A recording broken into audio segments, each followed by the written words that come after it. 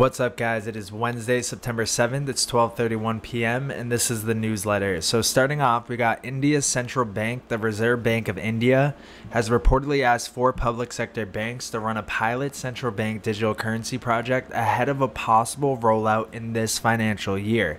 So if we look up what's the financial year, it ends the end of September. So you can see, well, let's see what it is for India. Oh, so I guess it begins on April 1st. The financial may be different than previous cycles. Let's see. So the financial year begins on April 1st as opposed to January 1st. So within the first quarter of next year, you're going to see India go live with their central bank digital currency, which is huge news because we know about BRICS, Brazil, Russia, India, China, South Africa, rolling out their central bank digital currencies and building out a mechanism for settlements of their local digital currencies and utilizing a new unit of account digital asset to bridge and do those conversions. So this is all playing into what's about to unfold these next couple months. So then we got Binance effectively banished USD coin, the second biggest stablecoin, from trading at its own cryptocurrency exchange in favor of its own competing product, BUSD.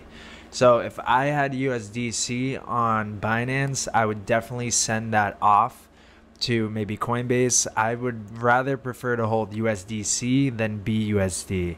So if you have stablecoins on Binance, definitely I would take them off. Ripple has several pilots in the progress for CBDCs, including the Royal Monetary Authority, Bhutan, and the Republic of Palau. Several more than 2 and fewer than many in progress. So you can see that. Where do institutions see the most value in crypto? Institutions see the most value in building trust and liquidity. Ripple is continuing to innovate, for example, with NFTs, CBDCs, helping enterprises and developers prepare and build for a crypto-enabled world. Ripple has several pilots in the progress for CBDCs, including the Royal Monetary Authority of Bhutan and the Republic of Palau. Then this is huge news. We got Russia exploring stablecoin settlements with friendly nations. So President Vladimir Putin has signed a law banning digital payments earlier this summer. Russia is talking to several friendly countries about launching clearing platforms for cross-border settlements in stablecoins. TASS quoted Russia's deputy finance minister was saying, "We are currently working with a number of countries to create bilateral platforms in order not to use dollars and euros. We offer mutually acceptable tokenized instruments that will be used on these platforms, which are essentially clearing platforms that we are currently developing with these countries." It did not report which countries, but we know it's definitely BRICS. Russia has previously taken a hard stance against the use of digital currencies, with Putin signing a law banning digital payments in July, and the Bank of Russia pushing for all crypto activity to be banned in the country. The Bank of Russia is also in the process of developing a digital ruble. But the finance ministry and the Bank of Russia agreed that in the current environment where Russia has been sanctioned because of its invasion of Ukraine, it is impossible to do without cross-border settlements in cryptocurrency. It is impossible to do without. So you need cryptocurrency to do these cross-border settlements. So they're building on a platform for that. Singapore's biggest bank, DBS, backs crypto despite market slump. I can't read this article, but so we'll keep moving forward. So this out of the BIS. New age, new finance, new technology. At the opening ceremony of the China Financial Technology Forum, September 4th. A year has passed since the previous forum, while our topic has remained the same. New age, new finance, new technologies. The conditions in which we live and work have changed significantly. Nevertheless, our goal remains the same: man and his well-being in the 21st century. So, dear friends, it tells you about, it's like a speech.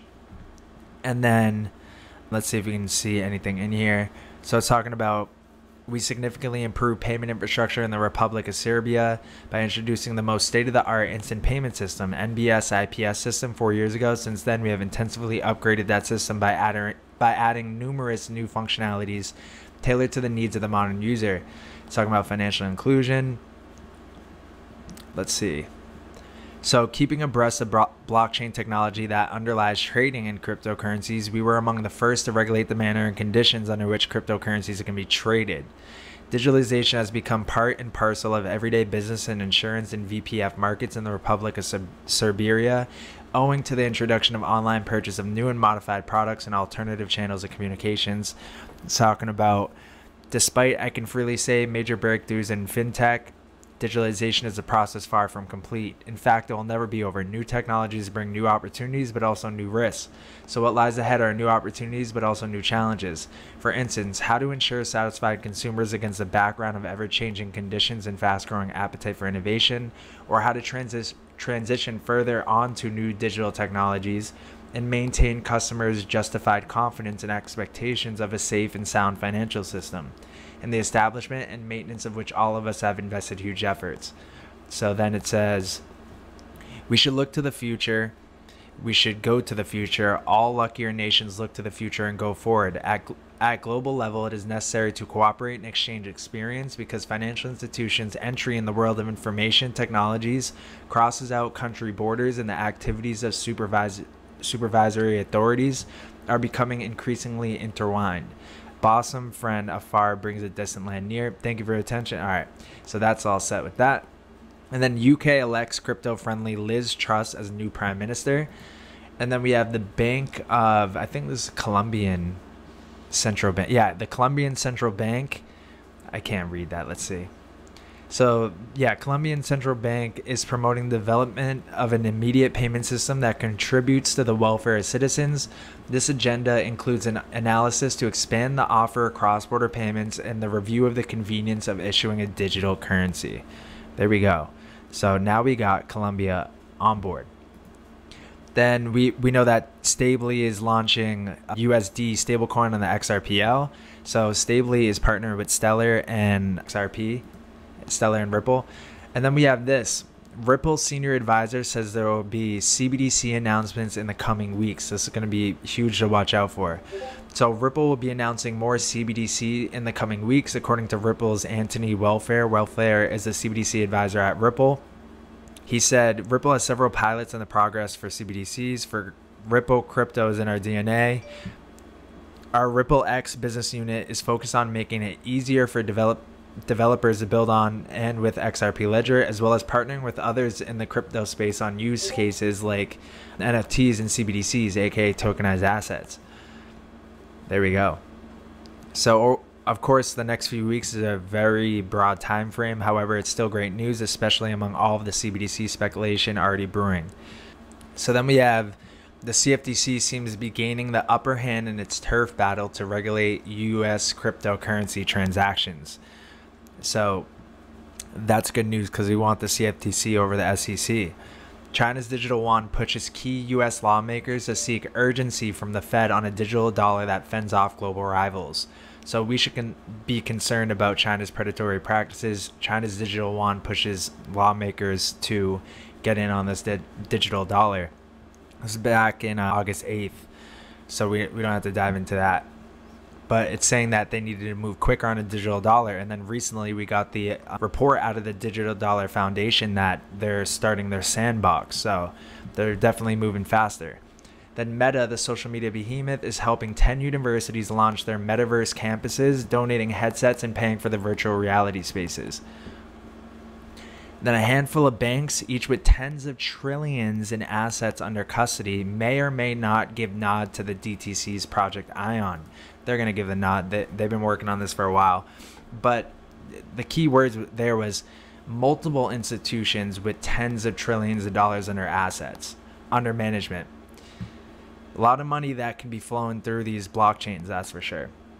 But after 7 years of investment and research, the DTCC has announced its Project Ion and is in its production, handling real cash and stocks and generating respectable 100,000 to 160,000 equity transactions daily using DLT, similar to the public blockchains that underlie cryptocurrencies like Bitcoin and Ether.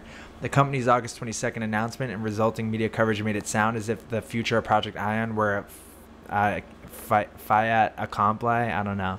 But while it is tempting to think that a systematically important financial market utility that processes 2.3 quadrillion securities annually is in the driver's seat of its own projects, looks can be deceiving. So they captured a backstory. So who's these like big institutions backing it or needs to sign off from sign off on it to the DTC. You got JP Morgan Chase, BNY Mellon, State Street, and their clients holding significant sway over the future of a project that they will largely bankroll. Should they decide to let it proceed at all? What do these banks want? Banks operate in the tightly regulated world of Basel III, which requires those that take on greater risks to keep a greater amount of capital in reserve. Consequently, the largest banks have a common and clear agenda despite competing with each other for market share. They want to cut costs. They want to modernize trading infrastructure to support forward-looking functionality that clients need, not tie up capital maintaining outdated technology. And they also want to cut in half the settlement time frame from the 2 days following a trade to just one. To non-financial folks, this may sound trivial, but to anyone who understands interest rate compounding knows it unlocks big profitability for banks. Banks also want to lower risks on their books, and these firms bring in a lot of trading fees, but banks never fully know how dangerously levered these customers are. The question is whether the Project Ion priorities of these major banks collide with those of their customers. So let's talk about 401ks, risks on the rise. Let's see. Cyber risks are rising faster, we care to acknowledge, and it's the saber rattling that could pit the West and friends against a Russian Sino and Friends alliance, messing with each other's electrical grids. The global interconnectedness of major financial firms means that a sudden break of national ties, say between the US and China, could spark actions that deprive banks all over the world of large loan repayments, impacting in turn their ability to meet obligations as primary dealers or exchange clearing members. Some firms would go bankrupt instantly, but there would be a lag until their identities became evident. The massive resources that the US would need to face war on multiple fronts and also hold financial markets up would throw into doubt which firms would be allowed to go bankrupt and which ones holding investor assets would still be safe. The ability of the US government to make good on its financial obligations could be thrown into doubt. So Project Ion atomic settlement would help reduce funds in transit, increase clarity of who owns what for whom each hour of the day. Project Ion's DTCC gentle way of ushering one of the most radical wholesale upgrades to the speed of settlement in the United States. Even so, a one-day time frame does not equal so-called atomic settlements, which are nearly instantaneous and would be the best way to ward off macro risks. Let's see. So the final decision. Okay, so the deference expressed in the statement speaks of a not well understood uncertainty over whether Project Ion goes on to become the official way of settlement. The final decision rests outside the DTCC. Project Ion's running in parallel to the DTC Classic is what some in the industry calling having training wheels, until users are satisfied that the new system is as safe and accurate as the ones they've used for the last 2+ decades. The new system is starting out with stocks and exchange-traded funds, but may be expanded to all asset classes that the DTCC settles. We know they settle over 2.4 quadrillion last year, so it's gonna pan out, and all the money. The crypto media understands DLT's transformative power and was happy to report DTCC's announcement as a major victory that ushers a permanent presence for a ledger system at the heart of capital markets, all of which are addressable inefficiencies in the current settlement system. DTCC indicated its announcement saying that there's 22 member board of directors, so they need all the sign-offs from these institutions. So with digital assets Australian program languishing, R3 managed to snag DTCC's Project Ion partnership. It announced on August 22nd that its Corda would become the program's foundational technology thanks to the platform's native privacy, security, scalability, and ease of integration with existing systems. He said, atomic settlement is instantaneous but not offered from day one. The same goes for netting. He also added that it's up to the central counterparty, the DTC, if they want to go with that. We adapt to the rules. The system is extremely flexible. So key takeaways. The importance of the DTCC implementation of Project Ion, or the ushering of security tokenization at scale, can't be overstated. It opens the door to completely new economic models, new regulations, and new winners and losers. Should Project Ion move forward, it would lead to a broader acceptance of private chains, cutting down along the way redundant reconciliations, manual handling of trades, and slow settlements. It would also improve the resiliency and transparency in capital markets Needless to say, the ION implementation will usher in many other uses of DLT and blockchain, which are related but distinct technologies, but sometimes are used interchangeably. Investors should expect many more DLT-related launches over the next decade, that's for sure. Huge news there, because with R3, we know that core to settler is used as the settlement mechanism within there. And back in I believe it was 2000, there was a lawsuit in 2018. So between 2018 and September 2020, Ripple sales to option investor A consisted of at least 588 million XRP. Separately, in 2016, Ripple entered an agreement with an enterprise software firm based in Manhattan that gave the firm an option to buy up to 5 billion XRP at a discounted price in exchange for efforts to help Ripple develop a use for XRP. The amount of XRP available for purchase under the option was later reduced, and option investor B purchased at least 1 billion XRP in 2019. They're talking about R3 here, because R3 and Ripple got in a lawsuit, R3 Ripple lawsuit, and Ripple basically was trying to build out a use case for XRP, which they now have done, but R3 holds $1 billion worth of XRP. So they have about 3 billion at current prices XRP ready to go to be used in this core to settler mechanism. So by the DTCC partnering with R3 and us knowing that core to settler utilizes XRP for its settlement, and then we just read the article saying that they're going to eventually use it for all asset classes, and that includes derivatives, which is $2.4 quadrillion. That's how you reach $100, $1,000 price point for XRP in the future. So all the connections are lining up for this to happen. It's not a matter of if, it's a matter of when, right? And we know the timelines that are taking shape here. All right, then with less than 3 months until the go live for ISO 222 for cross-border payments, everyone's focus should now be on testing. Check out the latest ISO 222 in Bytes for info on timelines, roadmaps, training, and more to help you ensure you're ready for November. The countdown's on. Then we got RTGS, real-time gross settlement, lies at the heart of every payment in the UK. Real-time gross settlement settles over 720 billion on an average day. So talking about the UK's real-time gross settlement system.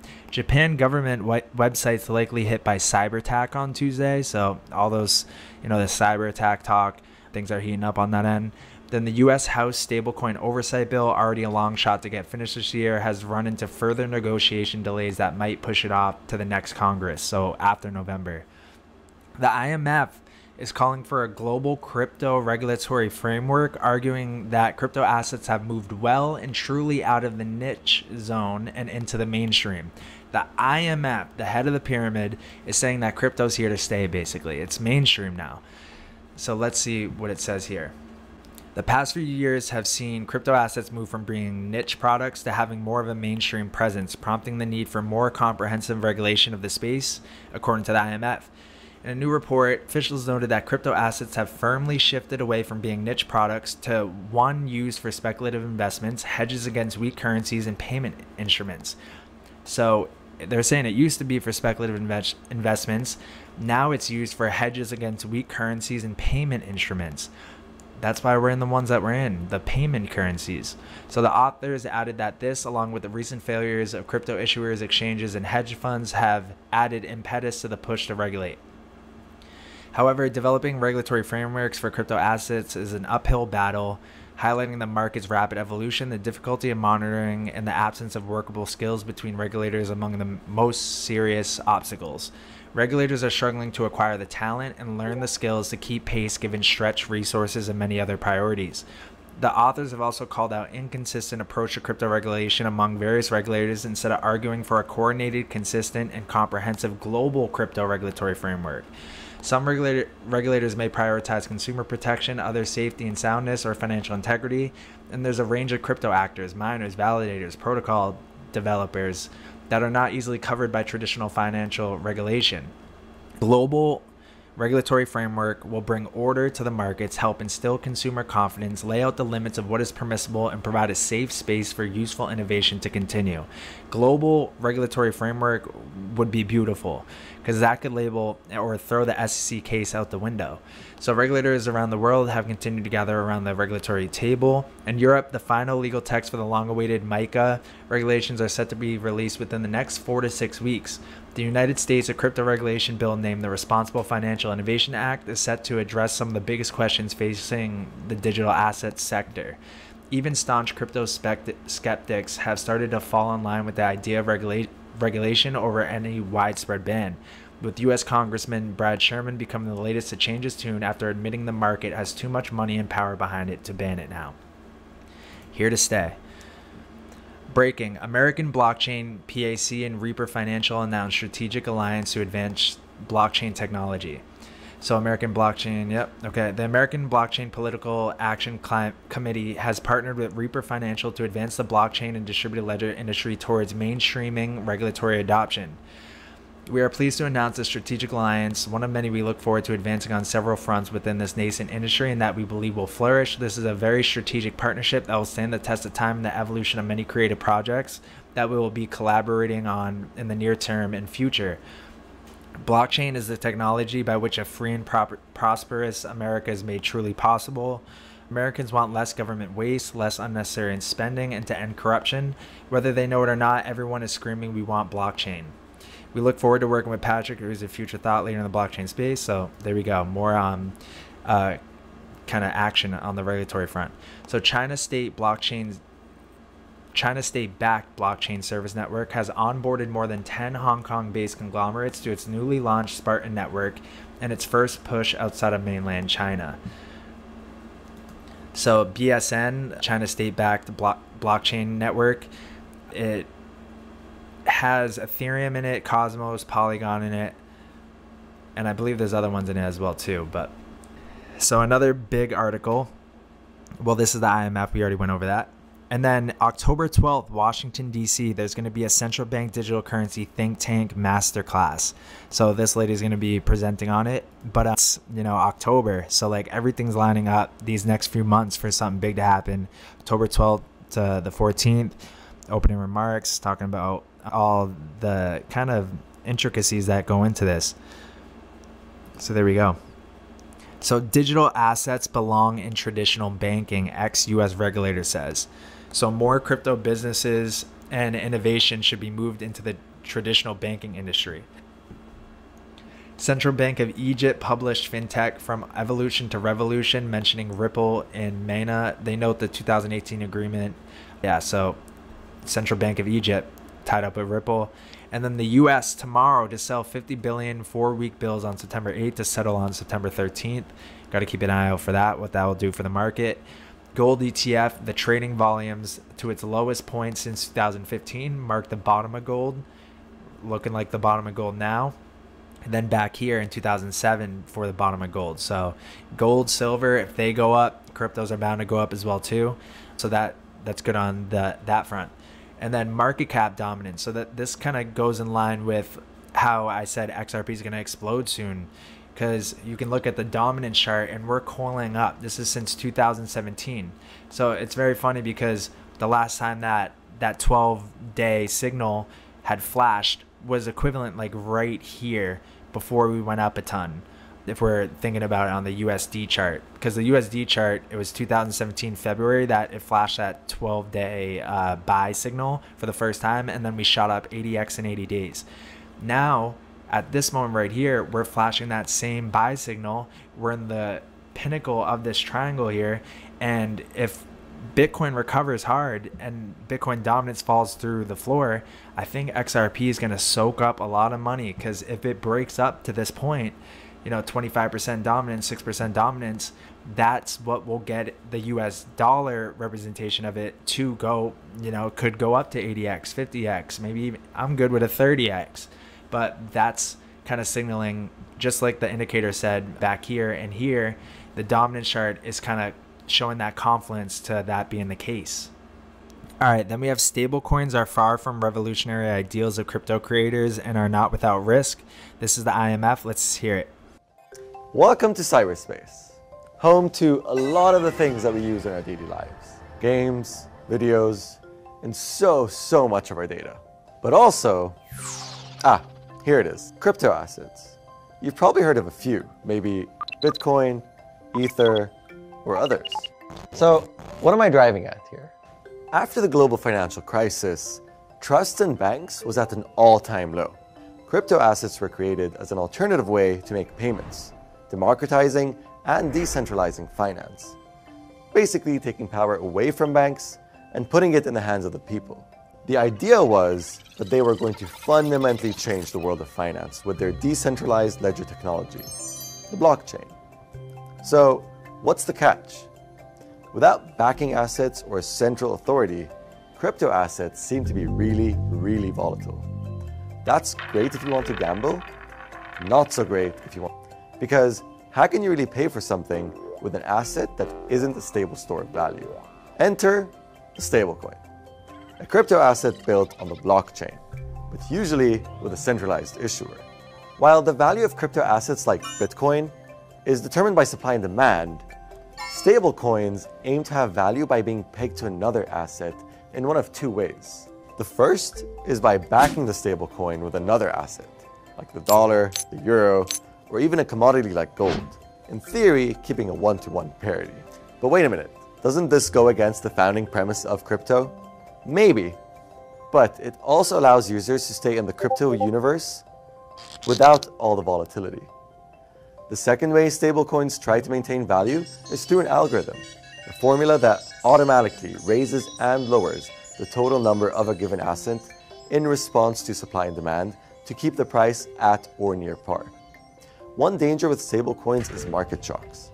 If prices begin to fall too quickly, or users lose faith in the ability of the stablecoin to keep its desired pace, everyone could try to sell their stablecoins all at once, dropping their value almost overnight. There are a few famous examples of stablecoins that have crashed over the years. Some people lost all their savings after relying on something they believed had a... So, is this the end of the stablecoin story? We can't really be sure. Some still see the promise. They think that stablecoins have the potential to increase access to financial services and become a viable payment method. But for that to happen, there needs to be regulation to prevent fraud and crashes and to protect users from abuse. Before imposing regulation, authorities will look at how people are actually using stablecoins, whether it's for payments or something else. Some authorities are looking to regulate the bigger stablecoins the way they do banks and other traditional financial institutions. Now, here's the real riddle. If these stablecoins are regulated like banks, don't they end up becoming the banks that crypto assets were meant to replace? So quick little spiel about stablecoins and kind of their risks and opportunities of them. And then Rosie Rios, we all know her by now, former Treasurer of the United States, Board of Directors of Ripple. Whether it is crypto, whether it's the metaverse, the time is now. That was June of 2022. And then we got, so we saw that Ripple Cbdc senior advisor says there will be more Cbdc announcements in the next few weeks. That was a tweet by him. And then in 2011, Bitcoin fell below $20. 2015, $200, 2017, 2000, 2022, below 20,000. So definitely a pattern here. Bitcoin will recover from crash. This was 2011. Then this was 2015. Bitcoin falls below $200, the lowest price since 2013. Then we got Bitcoin falls below $2,000, 2017. And then Bitcoin plummets below 20,000 for the first time since November 2020. That was June 18, 2022. But then we have most recent articles coming out saying that Bitcoin has its lowest daily close since December of 2020. December of 2020, yeah, that's what it was. So it seems like it's just a fake kind of breakdown. We're going to pop up on out of here. The dollar seems like it's falling as well too. But this is what we need to watch is the risk that crypto continues to be a political issue versus a regulatory issue. This is Brian Brooks. He was the former OCC, so Officer of Controller of Currency. And let's see what he's got to say. Oh, this is 9 minutes. I'm not going to go in on that. But if you want to watch it, it's right there in the Stargate tweets on the Discord. Then LG Electronics launches NFT platform that lets users buy and sell digital tokens, digital artwork on smart TVs. So now the LG smart TVs are going to have an NFT wallet, as well as you'll be able to buy, sell, and trade and hold their NFTs on the TV. And they're doing this with Hedera. So Hedera is going to be big. And then we got electronic trade documents bills in early 2023, and the first pilot with Singapore will be launched in September under the new framework of the UK-Singapore Digital Economy Agreement. September 8. I don't know if I can still speak, but in a few days the UK will take its first step towards the digital age. Wait until September 8th. That's tomorrow. Interesting. We'll have to see. I wonder who this is. We'll see. Definitely going to look into this. So this was September 6, 2022. So yesterday. So electronic trade documents, UK government moves ahead with groundbreaking legislation.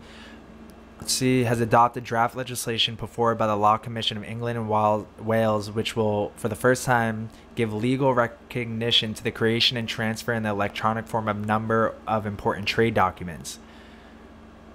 So the new legislation will be enacted by early 2023, initially seeks to change the law in relation to a limited category of documents, bill of exchange, promissory notes, bills of lading, ship delivery orders, all this stuff. And it definitely has to do something with putting on the blockchain and digitizing it, turn it into a tokenized asset. But I'm not going to dive deep into this right now. Then Jim Rickards. So great job by the clueless mannequins at the U.S. Treasury and White House. It's almost as if the Biden administration wants the dollar to fail. So Russia's Gazprom signs gas deal with China to convert payments to ruble and yuan. So we know the U.S. has the petrodollar system where it was basically that all governments and kind of countries in the world, when they were buying oil, they needed to buy it with dollars. That's the only way they could have bought it. And that's the only way that the Middle East would have accepted it. But now we're seeing the Middle East kind of steer away from the dollar, and these new kind of agreements getting set up that now they don't need to use the US dollar to buy oil, but now they're going to be using their own local currency. So they're going to be using the ruble and the yuan and they're going to have their CBDCs launching soon. So now the dollar's kind of demand is rapidly kind of going away. So if you don't need dollars anymore to pay for oil, then what's the need for dollars anymore if it's not backed by anything? So Russia's Gazprom Tuesday said it had reached an agreement with China to start fulfilling its gas supply contracts with payments made in rubles or yuan instead of euros or dollars. So we're seeing a shift going on, and all these things that we've been learning about, keeping up with, they all kind of intertwine together. Like Russia says they're working on platforms for cross-border settlements and CBDCs. September 13th is a crucial date for cryptocurrency market. A cryptocurrency market might end up with a liquidity crisis and volatility spike on September 13th if all the stars align. Let's see what that's about. So the US CPI data, Ethereum merge is happening. So that's probably why, yeah. The Ethereum merge locking up all the Ethereum and all the coins that are built on Ethereum as well too. Ripple confirmed CBDC announcement. Ripple has been tapped in for some years now. This is October 2014, October 30th, and it's talking about the second GPFI conference on standard setting bodies in financial inclusion, standard setting in the changing landscape of digital financial inclusion. It's talking about the emergence of digital transactional platforms that combine product features of payment instruments and current accounts while allowing poor people to transact economically in small amounts, offering additional financial products. Let's see what else is on here. So in here, right here. So Miss Karen Gifford, Chief Compliance Officer of Ripple Labs, former counsel and officer of Litigation Enforcement Group, Federal Reserve Bank, New York. You have people that are part of the Federal Reserve, representing Ripple Labs back in 2014 with the biggest kind of institution to watch right at the top of the money pyramid, the Bank of International Settlements, back in 2014. It's been 8 years, right? It's going to be coming up on 8 years. This is so set in stone that Ripple is cemented in this. They've been planning this for a while. You can see all the connections. So Gazprom CEO said allowing payments in Russian rubles and Chinese yuan will be mutually beneficial and will set an example for other companies to follow. So Ethereum founder Vitalik Buterin says the merge of proof of stake is still expected to happen around September 13th to September 15th. It's about a week away. Then recently, two key Ripplers spoke about tokenization of real-world assets. The Payer article with Anthony Welfare pointed out World Economic Forum projects 10% of the world's GDP will be tokenized by 2027. Today, Navin Blockchain spoke in Abu Dhabi, and again, tokenization was in focus. Let's hear it. That's not a video, okay. But let's see what the next thread is. The link had organized, okay, we're not going to jump into that video. China to use ruble and yuan to pay for Russian gas as opposed to US dollars, we know that.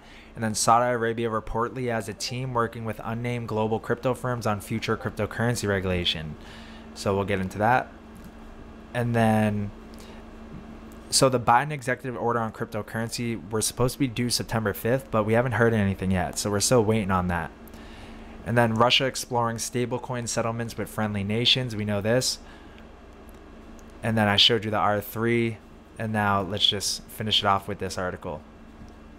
So the Saudi Arabian Central Bank has reportedly appointed as the lead of the bank's virtual assets digital currency project. The emergence of the UAE as a regional crypto hub is believed to have forced authorities in Saudi Arabia to consider formally regulating cryptocurrencies. So adoption of cryptocurrencies. Let's see. The UAE has emerged as the leading destination for crypto and blockchain startups that want to operate in the region. Several global cryptocurrency exchange platforms such as Binance and FTX have been granted licenses in the country. The sources cited suggest that Saudi Arabia has a team working with unnamed global crypto firms regarding the development of future cryptocurrency regulations. So bam, right there. A lot of huge news, a lot of stuff going on every single day. It never skips a beat, always exciting. But that's it for the newsletter. I'll see you guys in the Discord.